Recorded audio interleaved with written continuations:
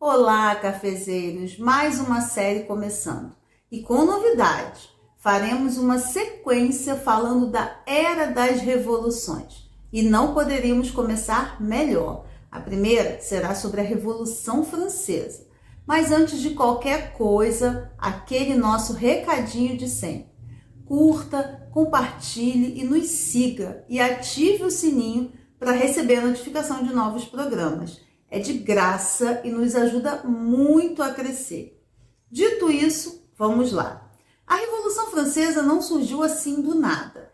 Esse movimento foi fruto de 2 séculos de muitos questionamentos a partir de um outro movimento chamado Iluminismo. Nos séculos 17 e 18, os franceses já começavam a questionar 2 grandes forças políticas: o poder absolutista dos reis e o poder da Igreja Católica.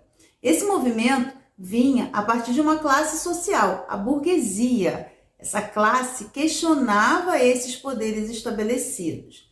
Sabe aquela história de fazer a galera parar para pensar? Era exatamente isso que eles faziam. Na França, existia uma sociedade conhecida como estamental. A sociedade francesa era dividida da seguinte forma: 3 estados. O primeiro estado era representado pelo clero, os membros da Igreja Católica. O segundo estado era representado pela nobreza. E o terceiro estado era representado pela burguesia e por toda a classe de trabalhadores livres das cidades e também pelos camponeses. Nessa época, existia uma teoria que sustentava o poder do rei. Era a famosa teoria do direito divino. Ela foi escrita por um francês chamado Jacques Bossuet e afirmava que os reis eram escolhidos por Deus para governar.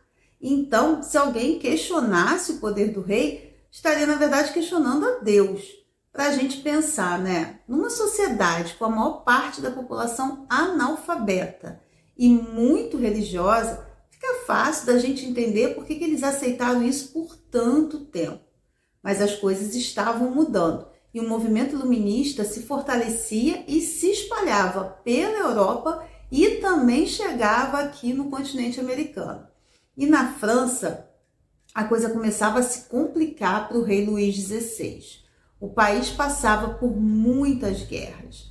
Aqui eu destaco 2. A Guerra dos 7 Anos contra a Inglaterra, que a França perdeu, e a Guerra de Independência dos Estados Unidos, onde a França participou apoiando a independência. Claro, né? Estados Unidos, na época, 13 colônias, era colônia da Inglaterra, então a França apoiou ali os Estados Unidos de propósito, né, para fazer frente à Inglaterra.